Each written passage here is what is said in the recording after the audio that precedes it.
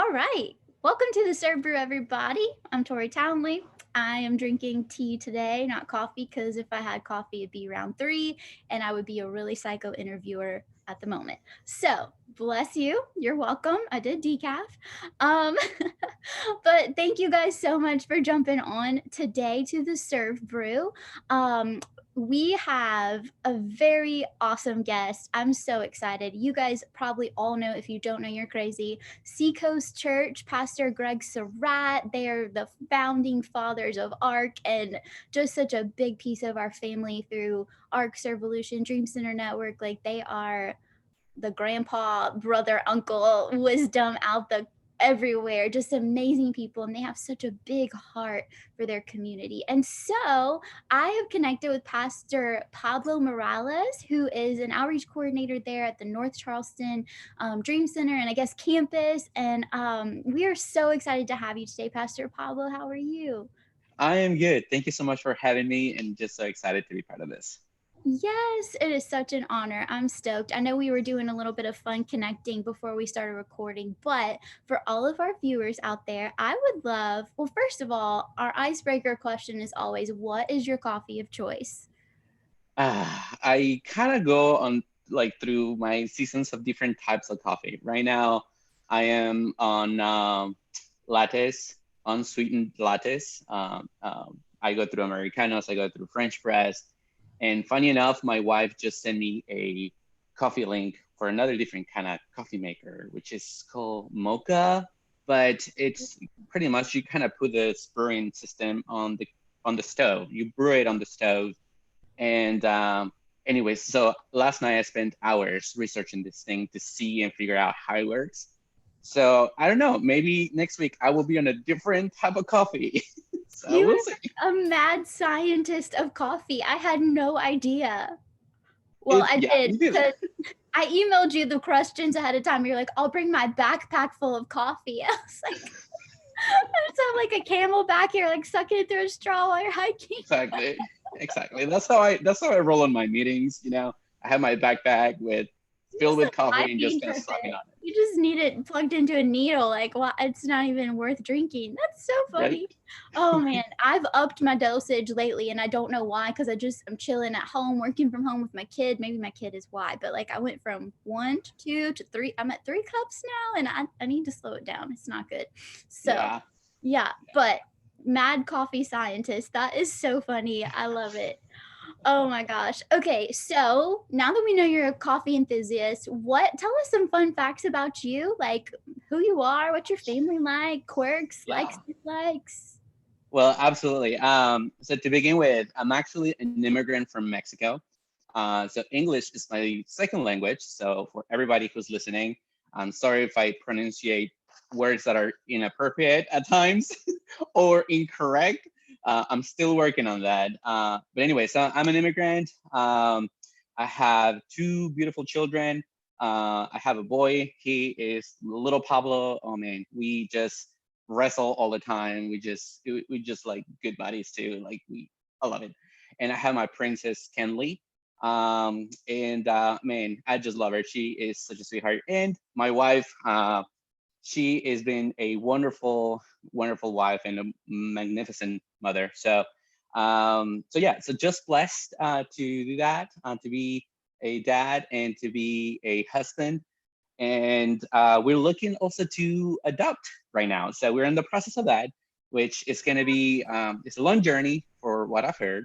Mhm. We started last year the process, and we're still on it. So we don't know when that's going to happen, but yeah. So we're looking forward to it. I'm an Enneagram 7. So for anyone who's an Enneagram out there, a number 7, we're just like crazy people. We're super smiling all the time, even when somebody's hurt. So unhealthy, unhealthy things that happens to be a 7, but also you take things more positively. So that's the good thing about the 7. Yeah. Oh my gosh, I love it. You always want a seven around for sure. Like that is just one of my brothers is a seven, and it's like, yeah, you definitely uplift everyone, just make me happy. It's all good. So we Yeah. were talking earlier. I'm a four, and I am just like this emotional roller coaster, like dark, dark, dark depths, deepness, and then oh, it's okay, and then it's not okay. It's sevens flat. It's all good. Hey, Optimism. but we need a balance. We just need a balance too, because a lot of times we could be, like I said, sometimes we could take it in a very unhealthy ways, being happy when we actually should be like sad or worried or something else. So thank you for keeping us in check. Oh yeah, sure. I'll bring you way down real quick. I'm just kidding. That's funny. Congratulations on the adoption journey. That is so exciting for y'all. Like, oh man, I'm so stoked just to watch your family. So fun to watch on Instagram, like just the precious pictures and posts. Y'all just clearly have so much love for each other. And so I'm really excited just to follow this journey and watch your family expand. That is fantastic. Okay, so I would love to really quick as well give us like a snapshot of your testimony. I love just to give people a chance to get to know you on a personal level in Yeah. order to understand like your call, not your calling, but like where you're at now and how you got to where you are. Oh gosh. Well, So big. uh, where do I begin? So again, coming from Mexico, grew up Catholic, was raised Catholic until I was 18. Then that's when we moved to the United States. So I spoke no English whatsoever when we moved here. But before we moved here, actually, I'm gonna backtrack a little bit. When I grew up Catholic. My dad's side of the family were very close to the church, and to the point that he had a brother who was a monk, a cousin who was a priest. I had a cousin who went to become a priest. So I also took the path to go into the Catholic seminary to become a priest, but didn't work out because they kicked me out. Now I'm not gonna get into that, but they kicked me out. So we'll just leave it at that. Anyways, so I think that the most important thing that from my childhood experience is that I always was close to the church and close to God, um, even in a different way in the Catholic Church, and I always felt that closeness to Him. So after I moved to the United States, I lost that connectivity. I lost that connection with the church. The local church here in Somerville, South Carolina, I couldn't get connected very well. So my journey started just kind of exploring different things. Some things were good, some things were bad. And I ran into this beautiful girl while we were dancing salsa. Um, and she invited me to her church. And this church happened to be Seacoast, which happens to be a mega church that I never heard of. And for me, it was foreign, for me, it was new, but my goodness, they got so much of what I wanted in my life. So I started attending, a couple of years went by, and I gave my life to Christ in that church. And so I started seeing all this, and I knew that God called me to um, previously in the Catholic Church, and now I knew that there is this Jesus that loved me so much, and I wanted to share that with my Hispanic community, that I wanted to serve in any way that I can to advance the kingdom and to love my community. So I started serving at the Dream Center, which that's where I work right now, and just translating, just translating. I got to the point that I was leading the Spanish ministry as a volunteer, and so a couple of things just happened, and I had to step away from that because he was, as a volunteer and having a full-time job, it was just a little too much for on my plate, and also I needed to grow on my faith personally. So I stepped back, and just through still connecting with the church, just continue to grow in that. Then we moved to Colorado. That One of our pastors from Seacoast went to the church named Front Range. For everyone who's listening from the Colorado, I love it out there, and man, I just always dream to going back to the mountains and just take me to the woods. I love it. But we went out there to be part of this church plant, and I took an internship there in a residency program to learn about ministry, missions. We took a mission. My first mission trip was to Ecuador, so we led one team there, and then just from there on, just started to to learn more about church organization and coordinating things. And man, so thankful for everybody who invested in me, because without them, like, I wouldn't be able to be here. So then we moved back to Charleston, and I knew we wanted to be back at a church that had a cross-cultural feel, because I am Mexican and my wife is American, and so we wanted a little bit of that kind of connection with our kids too. So we started going back to the Dream Center, and man, it's been a journey. Just attending, serving, and then all of a sudden, just a position opened up. I applied, and I landed the job. So it's been awesome. Wow. What an adventure of a story. That is so cool. I love that, like, all along you knew that you were called to the ministry, to lead people to God. Like, you'd always felt that connection, and it just flourished over time. That is really cool to me. It's beautiful. Yeah, that is beautiful. And one of the things that people ask me about it is not that something that I was seeking out. I will be just serving, and I think on the faithfulness of serving, that's where the biggest opportunities come. And without me pursuing ministry or anything, just people ask me, do you want to lead this? Do you want to be part of this? So it wasn't me like pursuing that vocation there, but it was just something that just kind of came natural. And up until now, I feel like I'm doing what I'm doing right now because God called me to this, and I'm just learning as much as I can from you, Tori, from everyone that I see on social media, and all the churches that are listening right now. I try to follow everyone. So like, I just want to learn and soak it all in, because everybody makes everything better, and inspires me. It makes me to improve on what I could be doing better, and think outside the box too, because awesome creative ideas that I see out there, and it just blows my mind. Yeah. Wow, I love that. And that's what it's built on, the community of it. That's what Servolution is nothing more than just tapping into everybody's creativity and love and ideas and growing from one another. So I love that. And y'all are included. I was making a list. I was like, man, I've included Pastor Pablo's outreach ideas on a lot of our Serve Your City features each week. Like, you guys have some of the best stuff. So everybody's learning from y'all too. And that's the beautiful exchange of it. So that's awesome. And I totally relate to the whole, you weren't seeking it out as a vocation, you were just showing up and serving, and that's naturally what you did. And I talked to a lot of students who are like, how do I get a job at a Dream Center, how do I get a job in outreach? I'm like, it'd be great if you could just like apply for jobs and it was like this field, and it sometimes it is, but for the most part it's, you're showing up and you're serving, and you're just continuing to grow deeper and deeper and deeper, and that's when opportunities open up, whether it's paid or not. So I totally love that advice and that wisdom. That's the reality of it, and it's beautiful. You're ingrained in it, and it's life no matter what, whether you're paid or not. So that's awesome. Very good advice, especially for some of our students out there who have a heart for it and just looking to see what's next for them. So shout out to you guys. We love all of our students out there. um Okay, so now we know you a bit. I would love to hear, a lot of people know about Seacoast, how awesome it is, listen to the podcast, have visited, but we might not know like the back end. I don't even know some of the nuts and bolts, how things are structured.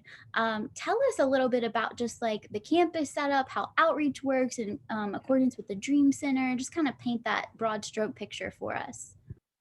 Yeah, of course. So Seacoast pioneered what it's now well known as the one of the pioneers for the multi-site campuses. So Mount Pleasant is where the main campus is, and from there, like, they wanted to make their church bigger, and where the town will not allow any building bigger than what the size that they already have become. They started looking for different options. So they got closed the door for that, and it's just amazing to see, like, out of like something that huge wall was in front of the church, it became this huge thing that now a lot of churches are doing, which is becoming multi-site campuses. So out of all that, our campus, North Charleston, came to be. And all that was because of the passion to serve a community that was underserved, which is, we're only about 3 miles from the main campus, but we're separated by 2 rivers. So Usually like people kind of don't cross easily from one side to the other. It's just divided by the geography of it. So our community looks very different from what the main campus is. Our community looks very cross-cultural. One of our neighbors is from Africa. Another of our neighbors is Hispanic. There's a Waffle House that brings all kinds of different kind of people too. So like you can just imagine like all the diversity that we have going on within our community, our culture, and what the Dream Center is. We have people that are from different backgrounds, and you could be sitting next to a millionaire, and on the other side there's a person who's living in the streets. So like it's just, if you will think about what heaven looks like, I picture the Dream Center, because the worship is different. The languages can be, even like sometimes I speak up there and I started giving the benediction in Spanish. So it's like it just kind of gives this full experience of what the church was meant to be. And that's what we love about the Dream Center, that is so cross-cultural, that we are embracing who we are and the differences and everything, whether political or just racial or anything, or socioeconomic. We're embracing everything and everyone. And it's just the beautiful thing about the Dream Center that makes the Dream Center so unique from the rest of the campuses that doesn't have that the blessing, because it is a blessing. Some people do see poverty as a negative side of it, which there's some sad things about it. But the beauty thing is that, man, you see people for who they truly are, and how loving they can be, and how thankful they are for the little things. And it's just beautiful. Oh my gosh, you're so speaking my language with that. My home, like I feel most at home in that type of setting, and it's weird because I was talking with one of my friends the other day, and we were like, why does our group of friends not have like all the petty drama that a lot of other friend groups do? And I was like, it's because we're in such a raw setting. Like we don't have time to worry about all the petty. Like we're like, it's like thrive, survive, it's real deal. And I totally just vibe with you on that. And it's like, yeah, in that type of setting, people are just, they're so real and their true colors are showing, and you don't have to, of course there's different things, but I love how pure it is. And I'm so with you. That's a beautiful picture. It looks like heaven, and just that fullness, it's incredible. So okay, the Dream Center and the campus, they're like together, one and the same. Okay. Yes. So we have our church building right on the front side of the street. Okay. Right next to it, we have a giant gym that turns out to be it is everything. It is the gym. It is the kids goes, is where all the kids go. It is a place where we have events. It is where Cinderella happens. Is where it becomes a massive kitchen on Thanksgiving. That gym gets more use than my favorite hat. So it's just wonderful. Like it's the Dream Center becomes like the multi-tool that you could ever have. And so yeah, that's how we kind of have it placed, and it's just awesome. I mean, the area that we are is, it always has changed, and it always has different needs, that for us to kind of establish a place that is going to be this forever, we're kind of lying to ourselves. So we have a generic just gym that turns out to be many things, and a lot of setup, a lot of tear down, lots of picking up and cleaning after other people, which is the beautiful thing about it too. But it is great. It is great, and we just love everything about it. That's amazing. It's like your Swiss Army knife. It's got everything in it. I love it. Multifunctional. I'm all about that. So cool. So, okay, I do want to make sure I understand. So the first campus, the original campus, does outreach funnel through the Dream Center, or does it have its own, does every campus have their own kind of outreach team, or just so we kind of know like the Yeah. how's it all flow? Yes. Yeah. That's a good question. So we actually started most of the outreach, the local missions, was channeled through the Dream Center. Okay. And during the last 2 years, things have been changing a lot. and particularly with COVID, where we saw a high need, and as everybody's listening right now who does outreach, outreach was a huge demand to meet the needs during COVID. Yeah. So one of the big changes that is happening right now is that we're centralizing a lot of the outreach Okay. to be able to empower the different campuses to almost become like a little dream center on their own, Cool. which is a beautiful thing. So we're in the process of that. We're working the logistics and the structure for that. But the dream center itself kind of has had its own identity, its own um, uh, resources in a way, like volunteers that get channeled through different churches. But a big portion of them come from our main campus, which is the main campus. And Gotcha. yeah. That makes perfect sense. And I like to understand just kind of like the ecosystem of it all. I've used that term a lot lately. Chad Sleeper, shout out to him because he's the one who gave me that. But there's an ecosystem to it, and it's fed by different things. Your outreach is fed by volunteers and resources and needs. And so it's really cool just to see how you guys kind of map that out. And I love that it's always evolving and changing. So COVID helped you guys sprout some new ideas, shift some things, and it's always adapting to reflect the community. And that's a mark of a healthy thing, is when you can evolve and grow to reflect the needs of the community. So that's super cool how you guys have that all set up. And I love that campuses are starting to have that dream center expression. That's really cool. I love how elusive the definition of a dream center is. We try to put like, put a name on it and figure out exactly what makes a dream center, but it's a shape shifting type of thing. There's a few things that are like the bottom line, but ultimately it's like it has to just be this permanent presence in your community, and whatever that needs to look like to share Jesus love and help people out, like that's what it's got to be. So super cool that y'all just have that DNA working throughout the whole thing. Okay, Yeah, so now, well, sorry. just to add to that, I think one of the things that that I will put it is the Dream Center is a church in action. So whatever that is, it doesn't have to be called Dream Center. It's just the church, if it's not active and being active outside of its own walls, is not a church. It's just a dying church.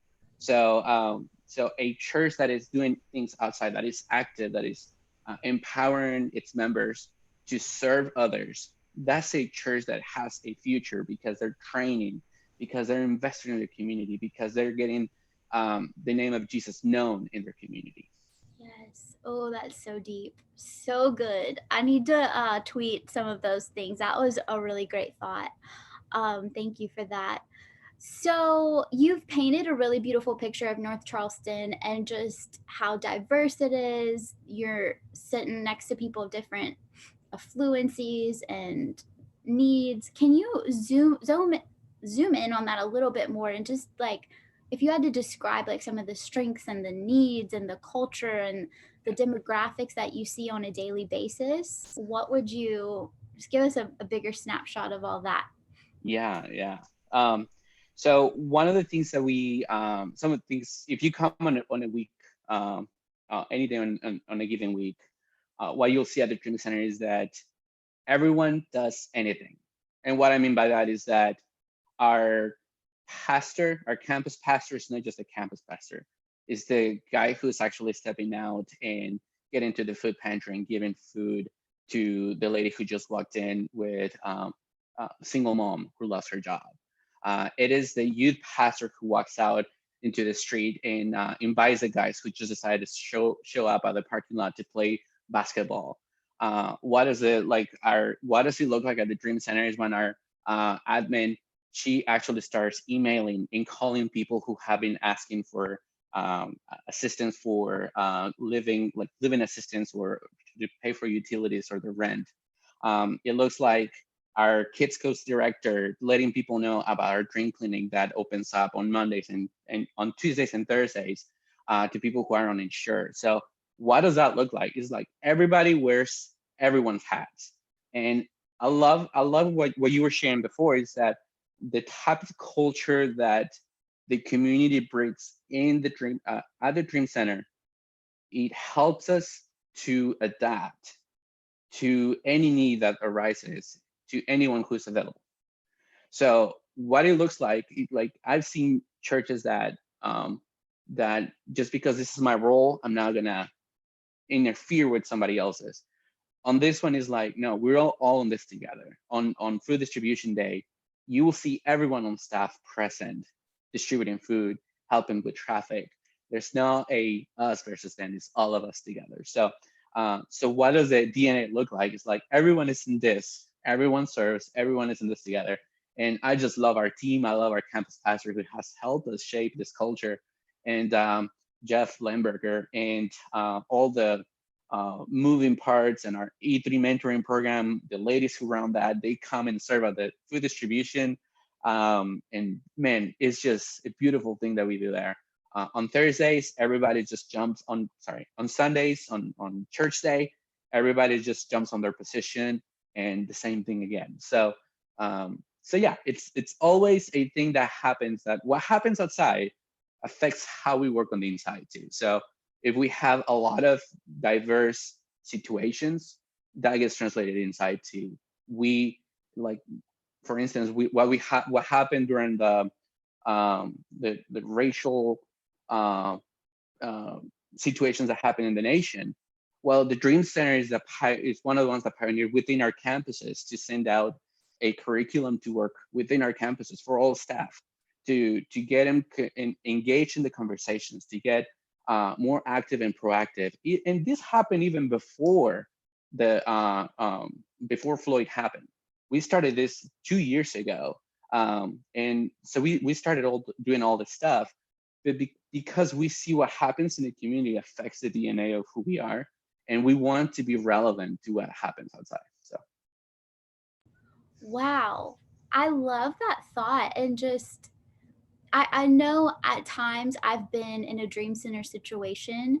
And I've felt like almost the role of Queen Esther, not that I'm a queen, but just like I know what it's like on the outside, and I have to represent and be a voice for those people inside of the kingdom, and for the insiders who aren't seeing it, who aren't aware. I've got to speak up for them. So I love that you painted that picture of like we're on the very forefront, and it's not just our job to care for this neighborhood, but to bring awareness around us to our other campuses and elevate their education and bring them along, and not just say, oh well, y'all are oblivious and dumb. No, like that's our people, and we want to help bring it and bring you along in that journey of love. So that is a really profound thought. I love it. Is that a curriculum you guys like y'all put together, and is it like available? People would that's a kill good me if I question. didn't ask about this. We don't take credit for this. This one is for we went through this study 3 years ago called the third option. Oh yeah, Um, and great that, stuff.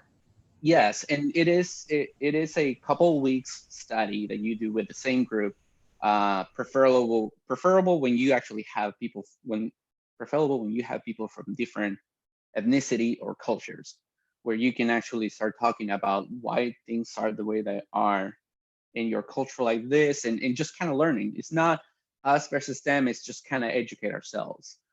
So it's not necessarily to win arguments, it's to listen and to learn and to educate ourselves. So what we did, we actually compiled all that stuff together into a couple of weeks.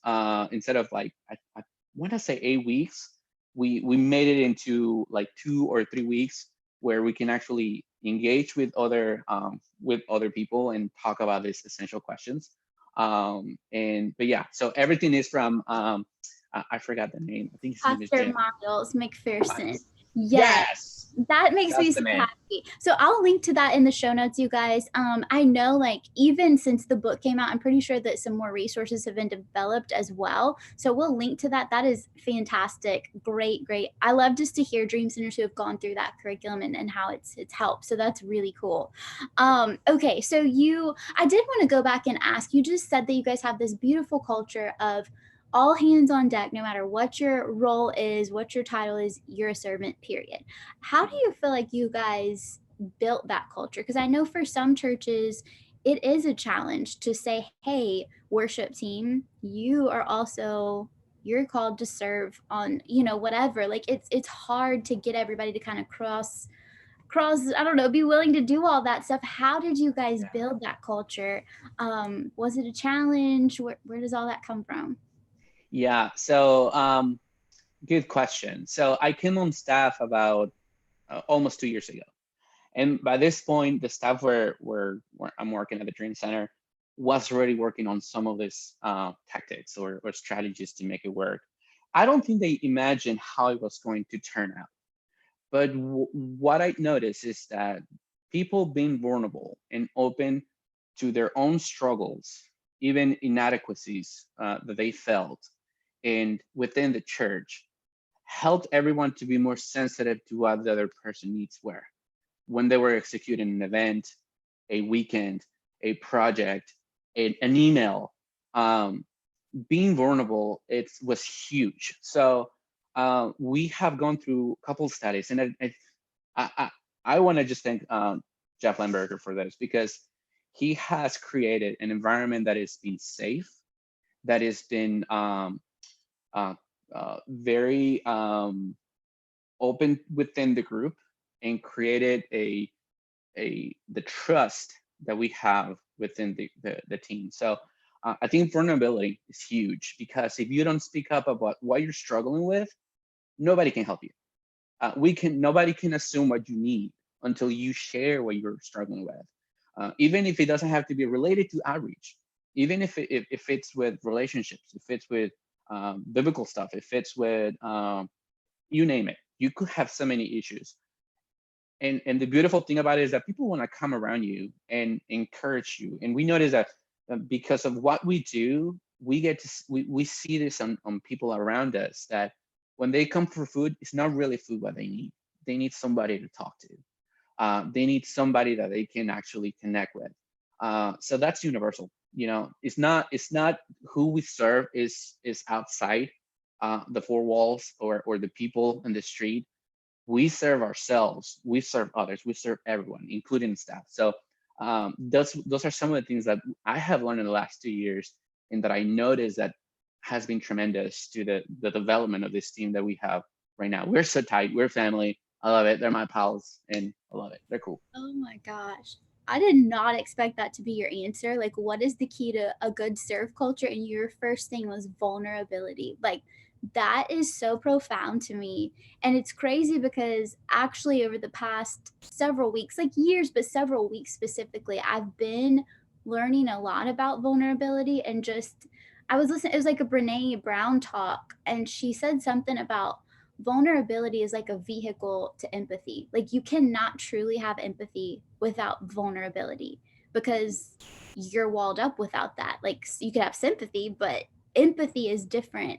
And that you're just, my wheels are spinning so fast right now on the link that you just shared. That's so powerful and it's so true. Like times that I have thought that, oh, that person's more in need than I am. So I'm not going to share my struggles because theirs are way worse than me. But the times that I've been like, you know what? I'm just going to try it. I'm going to be open. Like, hey, I'm struggling with some depression today. I know that you've got marital issues that are way worse and more crisis, but I opened up about that to them. And instead of it being like, oh, well, you're a sissy, it was like, now we're able to have this deep connection. Now we're able to really understand each other. Now you trust me and I trust you back. And it's like, so it's just to carry that concept into outreach, it's like, we're not the saviors who wear the serve shirts. We're not the ones who have all the answers and have it all together. We are just as broken. And that's where the magic happens, is when we're open with it. That is so deep. Oh my gosh. You win the prize of the day. Okay. We can be done now. Just kidding. Like seriously, it just rocked my thought process a ton. Wow. Okay. A little speechless here. You're fine. Okay. So, man, that is amazing. It's so good. I don't even want to shift gears because my next thought. Do you have anything to add? Just I know you just shared a lot, but anything more on that? Okay, we'll just let that marinate, people. Y'all can hit pause for a minute, and I'm gonna gain my composure. Vulnerability is the key. All right, so let's go ahead and shift gears. What paint a picture of Dream Center outreach for us? Like you've mentioned a few things, but like what's a day in the life? What are some of the regular ministries? I know you'll have like clinics, and you've done laundry, you do Cinderella days, which we just learned about. You have to go into that. Just paint a picture of like what's the expression. Yeah, absolutely. So some of the things that we love doing is, or that we have been doing, is going with essentials of a dream center, which is adopt a block, which now we're calling it Serve Saturday.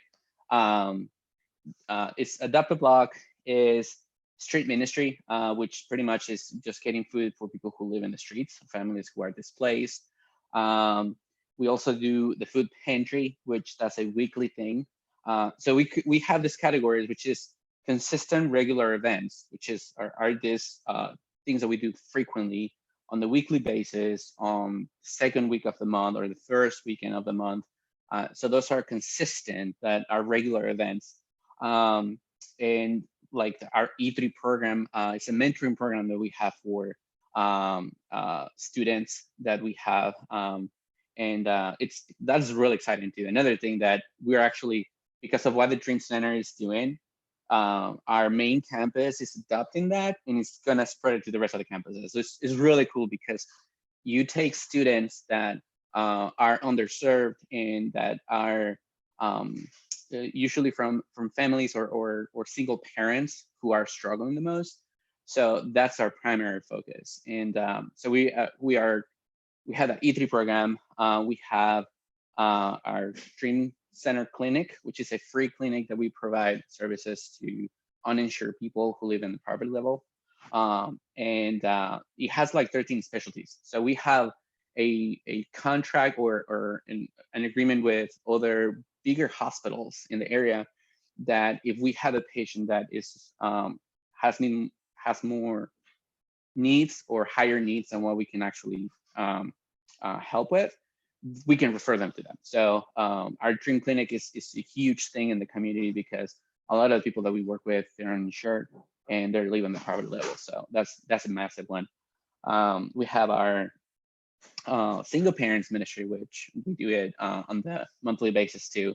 What we do is we just focus this started because during COVID, I have kids. All right, let's start with that. I have kids, and during COVID, I didn't know what people were doing when, or I don't know how you did it, but I had difficulties trying to accomplish something at home, because I had kids, I had school, and impossible to get everything done. Well, we kind of started thinking about it. It's like, well, how are single parents doing this? So that kind of became like a burden for us. Like, God, what is this? Like, how can we help our community? We had no idea what we're going to do. And something as simple as, what if we just provide dinner twice a month to single parents that that have their kids right now at home, that they cannot go to work, or that they go to work and they're with their kids, and when they come home, they don't have time to do their homework, to do dinner, to do clean dishes and all that stuff. So no, on top of that, the financial struggle.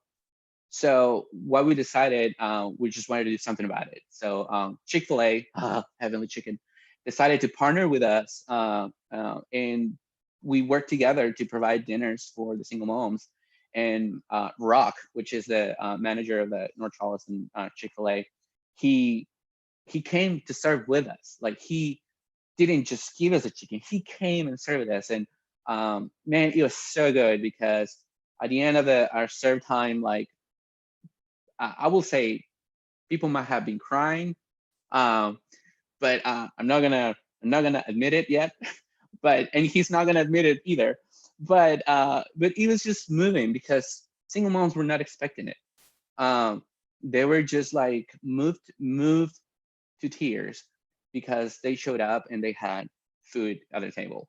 Or one of our students that is in the E3 mentoring program showed up and had, she said that she was so tired from doing online school that she went to take a nap.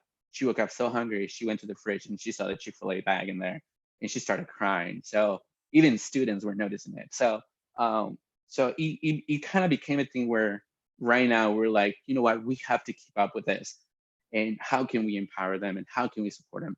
So we're working on how can we adapt that and be and let it be a consistent thing rather than just a COVID thing.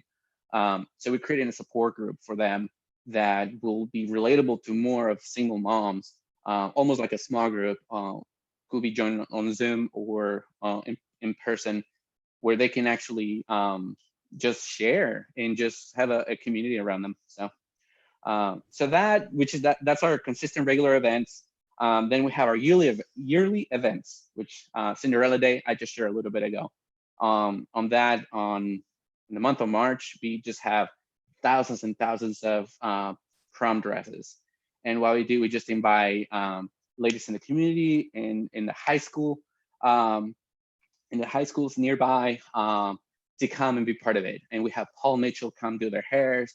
We have other like people who donate their time and their jewelry to come and just find the right jewelry in their shoes, and photographs and food and a DJ. So it's a whole event that, you know, no man is allowed to be there except for set up and tear down, and that's it.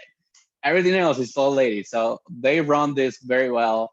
Mackenzie, she does amazing with this, and it's just been incredible. So that's one of the events that we do. Thanksgiving, it's another one that we do, and on that one we just provide thousands of meals for families. And this last year was a little different, but it was so fulfilling. Just putting connecting cards inside and just kind of conversation starters. Man, I took those cards home too after like we gave most of them away.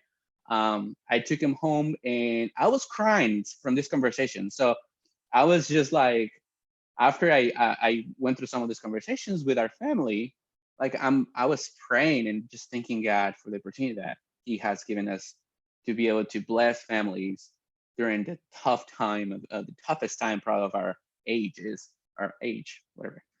That's the English there. But just kind of like just so thankful for that opportunity and to be able to share things with my family and be thankful for. So it was cool. Wow, that is so cool. So there were just like little questions for to bring families together, like just little Yes. table talks kind of. Yeah.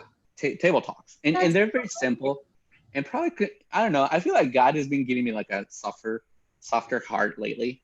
Like I cry for anything, which, you know, I don't care if anybody who hears me now, but you know, I that just feel like God vulnerability. is, yeah, that's true. Like, and not only vulnerability and the point that look at what's in my life. Oh, poor me.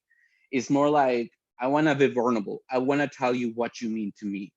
Like I want to be able to tell you like the difference that you have made in my life, because the things that like I feel like people are also shies away from giving praises to other people, and I think that's robbing them from their joy, and also it robs us from our like a softening of our hearts too. So anyway, so that kind of encouraged that.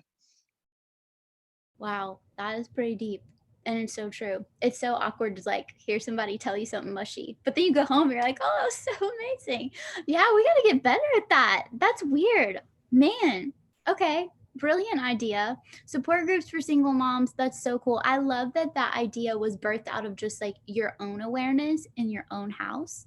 I think some of the best outreach ideas come from, oh, this was a personal thing that affected me. I wonder what someone else is going through right now in the same story. So that's so cool. And then just to see how that was birthed from COVID, and now it's like becoming a consistent ministry for you guys, and it's a whole community that's opened up for you. So that's really cool. I'm sure there's a lot of churches who are probably uncovering a lot of those things over the last year of just like, wow, we didn't even know that was a pocket of people we had access to or we were called to, but look at what God did. So that's so cool to just see the positives coming out of that.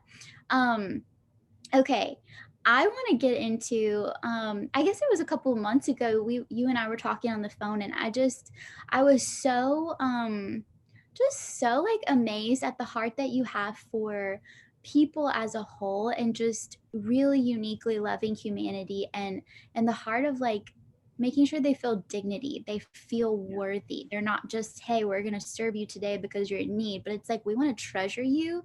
And I just wanted to tap into that a little bit. Like, what are some of your philosophies when it comes to an outreach? What are some of the things that just really make it real, I guess?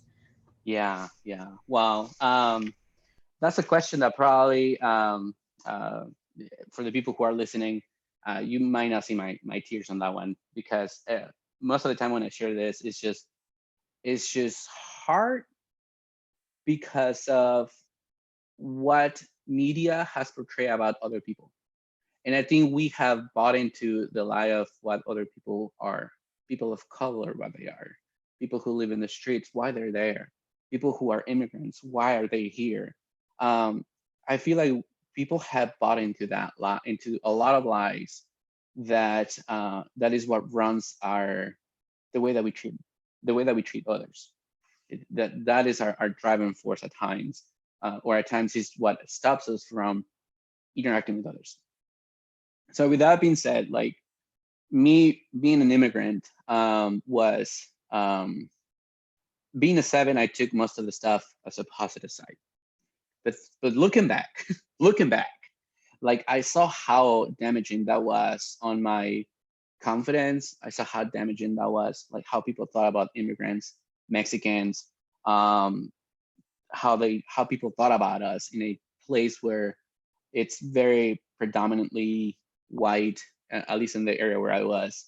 Um, and just people didn't have a good view about Mexicans. And I think talking about the third option and just kind of being vulnerable and sharing our experiences, um, it was a learning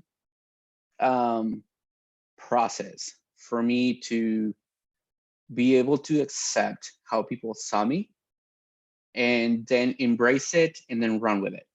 To the point that when I go to Starbucks, they have a sign that says exotic coffee.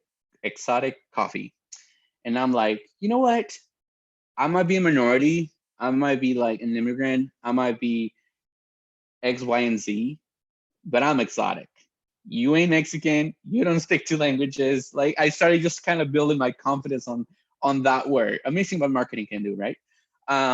But so when I see people in that come to the Dream Center, that's what I look at. They are just, they're beautiful. They have so much value. I came from a family that was with a lot of family dysfunctions, that I didn't think I could make it. And seeing where I am, like, I see the potential in other people. So when we love somebody, when I talk to someone, uh, I try to listen to the person, not their situation. Like, I try to hear what they're having, what they're sharing through their heart versus their circumstance, because their circumstance will change, but their heart is there, and who God calls them to be is there. So I try to listen to that, and I think that that it has driven a lot of what we do at the Dream Center right now, because people are just amazing, and it's not homeless people; it's people who happen to be homeless. It's not single moms. This is moms. These are ladies that are doing the best that they can to raise family and work two jobs to provide. So these are people in that happen to be, that they're people, that they're children of God before they're anything else.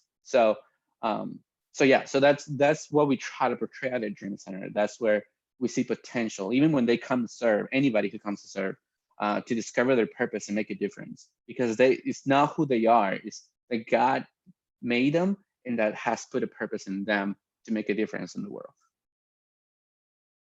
Wow. Yeah. Yeah. Wow. That is, it's so cool the way that you look at it. And I remember reading in the third option, one of the things he said is like, you just have to want to see. Like, it's that simple, but we have so many blind spots and we don't even know it. Like, you don't even know you have a blind spot. But the difference is like, everyone has them, but you have to want to see, and in order to see, you need others to show you. And I love that. And I think you said it's so important not to use labels and to see people as their circumstances. That's not their identity. And one practical thing that helps me sometimes even is I try to imagine that person either as like a child, which maybe sounds weird to do, but it's like I just picture them as like the most innocent form that they ever were. And I try to imagine like what were they like as a little kid, and how did all that go, and then life happened to them, and it could have happened to me. I could be in their shoes one day, but like what, or even I picture them in heaven one day, and I'm just like, that person is going to be so beautifully magnificent. And like C.S. Lewis talks about, there's no ordinary person, and you're either loving someone towards their most glorified self or to like Yeah. the worst case scenario. And it's like I want to be the person who treasures each and every soul as the most holy and glorified potential creature that ever lived. And Yeah. that changes your perception of people. That changes how you honor them. That changes that you just, like you said, you see their name, you see them before you see anything else. And that changes every encounter. So Yeah. that is so cool that that's like where Yeah. your heart is. And it's so evident in the work that you guys do. It permeates everything. That's amazing. So, Yeah, it's really good. And another thing that I noticed that again, I've been at the Dream Center for a while, but getting to know right now, being part of staff, getting to see our serve team members that have come through the Dream Center throughout the years, you see that the people with most potential are the people that are struggling right now. And and the reason why they have the potential is because they will endure more than I have endured. So that it is a misconception that we have that people who are there is because of their bad choices. Maybe they did, but because of their choices, they can become greater than us because they have endured more than what we have. And I think that's something that people don't really like to acknowledge, or and that's why some people admire people who have gone through so much and come across all this like circumstances that make them so unique and so inspiring. But yet, on the daily basis, we look down on them, and I think that's not gonna breathe life to them, and that's not gonna encourage them and make them help them make our next step in life. wow. That's a perspective shift for sure for a lot of people. Like just those guys are warriors, man. Like I wouldn't last a day in your shoes, and just to think about that, like really really thinking deep on that and what does that mean. That's that's amazing, and they're the ones to be honored and celebrated beyond reason. Yeah. So that's a really beautiful perspective. Wow. So I would like to know if you could, I'm kind of jumping around, but like tell us if you could like paint a dream picture for North Charleston. Like obviously you said it already looks like heaven, so I don't know if it could get any better, but if you just like could see it come to full fruition, what do Yeah. you see? What are you dreaming for? Well, I there's a lot of disparity in our town, and I think that one of the things that I just dream about is that the church will play a huge role to empower, educate, and encourage these generations, because it's not just the people who are struggling right now; it's who's struggling behind them. So getting the connections that will allow us to train, to equip, develop, and deploy in our within our Dream Center area. And I shared this question at some of the topics that you were asking on Facebook. It was that what are some of the things that we would love to learn, and I love to learn because I don't know how I'm going to do it. I'm just going to ask the questions. How do you develop? How do you deploy in an average? And I know that it sounds kind of counterintuitive to develop and retain so we can keep doing the work. But that's not how things multiply. That's not because things are not going to happen at the Dream Center. They're going to happen at their schools. They're going to happen in their families. They're going to happen in their businesses. So I think for me, it's a question of how can I develop and deploy, because it doesn't end whenever I'm done at the dream center. It doesn't end whenever I go to the grave. It continues, and I have to believe that my time here was to equip others so they can do more things that I could ever done myself. That's a really cool vision and a really cool dream. And so, yeah, it's just it's everything. Like that is how you build whole people. That's not build, that sounds bad, but just that's how you truly help transform a culture so that they can thrive in their own setting, in their own place, because they have calling. So you're just helping people live God's dream for them. And that what an honor that is. So that is so cool. Yeah, I love that. So, okay, I don't want to take up too much more time, but I have a couple more questions. If you had to pick your top 2 outreaches, cool creative ideas you guys have done, ones that maybe you haven't shared yet, pull some out of the hat. What are 2 of your top creative ideas? Oh my gosh. Sorry. No, that's a good question. So the Dream Center has been at the North Charleston for since 2009. So a lot of the things that it's been happening on a regular basis. So creative, I want to say there's a value on being creative. There's more value on being consistent. But within that consistency, you get to do fun things that you gotta be. You have, as a 7, I always look for fresher, newer opportunities, and sign me up for a new project. I will jump on that. One of the things that I've been pushing myself to do is making the most on the regular day and helping the regular day become magnificent in a way, in a spiritual experience, where it could be just on a food distribution where people will be driving by and they'll get a flower, or they'll get a note, or they get an encouragement note, where when people are driving away, they get so pumped about it. They cry when you're praying for them. And is that creative for my side? On my side? No, I think it's something that we all should be doing on the regular basis, whether Dream Center or not Dream Center. But what it does create a spark of hope in their lives, and it does create a sense of belonging somewhere, a sense of that that they're gonna be okay. And I think for me that is a huge win. And I think a lot of times people put all this pressure of what's something new that we can do. And believe me, 7, I will jump on those new projects because I can do it all. Like, believe me, like I can play drums, I do electric work, I do plumbing, I do carpentry work, I do roofing, I do everything. Like I will wear different hats because I enjoy doing everything. Like a 7 enjoys anything, even if it's raining outside last weekend. Like I will enjoy it. I was dancing in the rain. Like I don't care. But it is when you make like when you make people's eyes shine because you believe in them, and that is just more beautiful than anything that we'll ever do. So so that, and making people smile, because smile sparks joy, sparks hope. And so I will do anything to make people smile.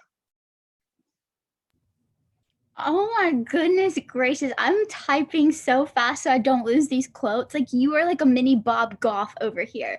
Just that is so, it's everything. Like making an ordinary day magnificent. That is where the gold is. And you're so right. Like we have such a culture of like new, next, who's on top, who's out in front, where can we pick ideas from? And that's fantastic. But you said it, like consistency is the key, and then you add in those layers of thoughtfulness and those sparks of hope. And oh my gosh, that is everything. Like yes, I think about the quote, I think this is how it goes. It says people won't remember maybe what you said or what you did, but they'll remember how you made them feel. And so that is what you're doing. Just I saw you, I noticed you, I listened to you, the flower, whatever that expression is. And that's one of my favorite personal things to do is like take something ordinary and put a spin on it. So like, yeah, an adopt a block, we're going to make it special because we're going to do X, Y, and Z. It's going to be the same, but special. That's so cool, dude. You are brilliant. You have so much wisdom, and you always take it a different direction than I expect, and I love it. Like, yes. Okay. Wow. All right. So, a couple more little things I want to ask if you're cool with it. Okay, a quick story, just like one that kind of has stuck with you. Someone's life getting changed, or a person, or outreach where you cried your eyes out. Oh gosh. Um, so as an immigrant, I share this with immigrants and or about my status because I have an advantage point on that end. That I was an immigrant. I was in contact, and I've been in a lot of situations where families are broken apart. Um, so people who are in that situation right now, they're vulnerable. And when you pray for somebody, a mother who's sorry, whose kids were left in Mexico or in their country, and they miss them, and they tell you like like this lady, I asked her, like, can I pray for you? And she didn't know I was gonna go there, but I know how hard that is to break a family. Ah, okay, I'm okay. uh, so those kind of things that make her made her cry, that that made me cry at that moment too, is because I saw her for where she was, and I knew and I related to those needs. Um, so for me, a success story is not there's space and times where you're gonna celebrate the dude that came through our camp, that came through our kids coast, that went to the mentoring program, that graduated from college. I love those stories. We have those stories. We have many. I heard from stories uh, from people that were addicts, and now they are like are one of our incredible serve team members who um, doesn't deliver food to anyone and helps people who are addicts to overcome that stuff. Like, we have those stories, and I love them. They're beautiful and they're inspiring. What drives me is that the people who are least noticed is my people, and when I get to experience those moments with them, it's just those are winning stories for me. Um, it might not be for everyone who's listening, but when you have somebody that you relate to, that you have endured hardships like them, it's a different ballgame because you relate. So yeah. Oh goodness. I need tissues too. Wow. That's like so real, man. And I keep going back to the vulnerability thing, and just you could have easily just walled up and separated yourself from all of that you've been through, and you've done so much work on your, like you've shared, like identifying yourself as valuable and not as whatever the world threw at you. And so to be able to jump right back in the ditch with someone else who's feeling that is so brave and so beautiful. And the fact that you see it as like an honor to grieve with them is so powerful.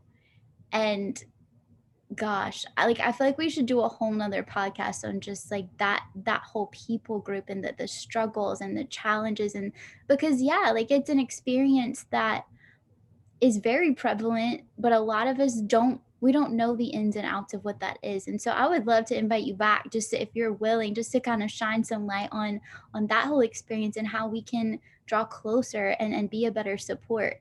But overall, I love that your philosophy here is, like you said, it's not, I think a lot of times we put so much value on that success story, like what can we share from the stage on Sunday, outreach team, like what are the reports, what are the numbers, who like joined the church, yay.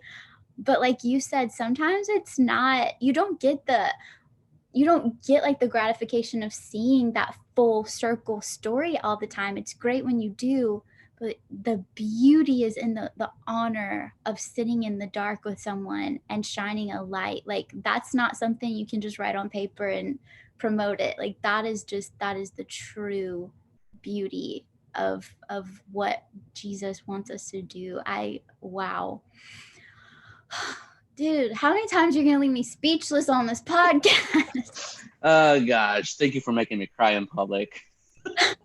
I'm so sorry. I did not know. I No, did not know.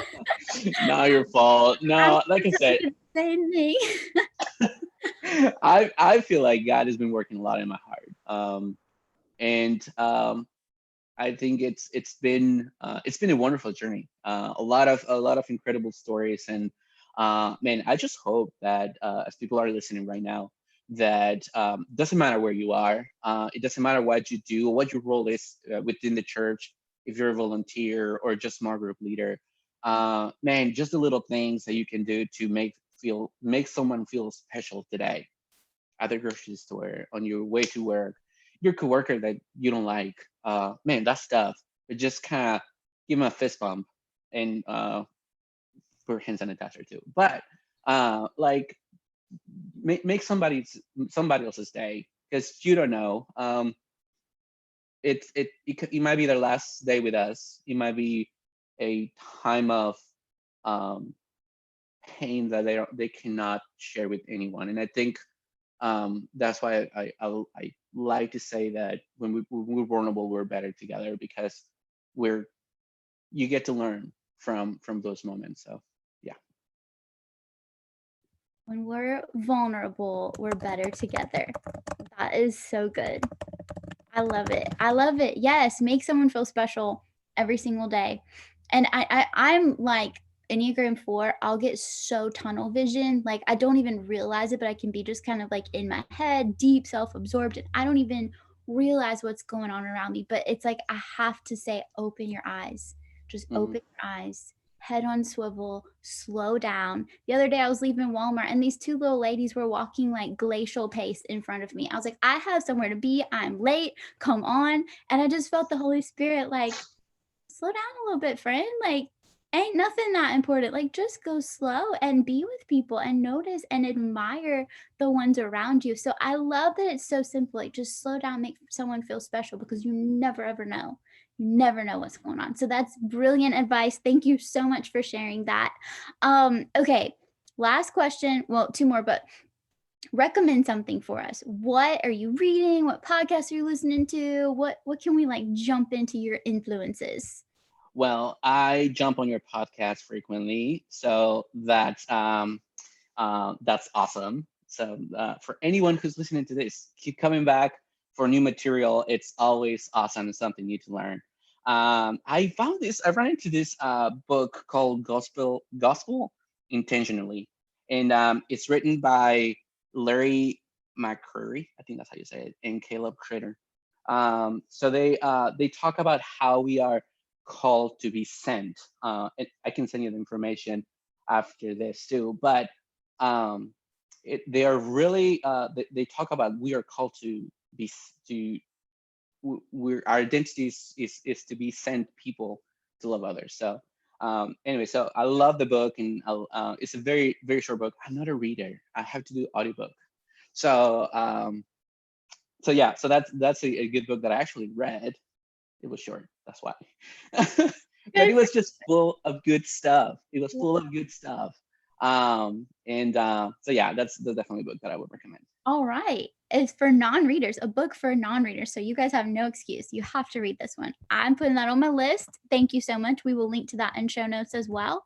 And then last question is just how can people follow you, North Charleston Dream Center, all that? What's your Yeah, handles? absolutely. So our Instagram account is Seacoast North Chas, which is North Charleston, which is just Chas. That's on our Instagram, or Seacoast North Charleston on Facebook. So that's where we are. Perfect. Okay. We will also link to that. So you guys follow along when the podcast releases. When is Cinderella Day? Is that Um, Cinderella Day is on March 6th. Okay, so podcast, this should be released by then. So people can stay tuned for posts from Cinderella Day and all of the fun things that you guys have going on and coming up. We just thank you guys so much. Like, thank you, Pastor Pablo, just for your beautiful heart and for pouring into us and the just the splash that you're making in your own community, but as well as like around the world. We're learning so much from you and I'm inspired. I need to go cry it out a little bit. But thank you so much just for taking time to invest in us. We really loved having you today. Thank you so much for having me, and everybody, just keep on going forward. Keep going forward. Thank you guys so much for tuning in. We will see you next time on the Serve Brew. Bye.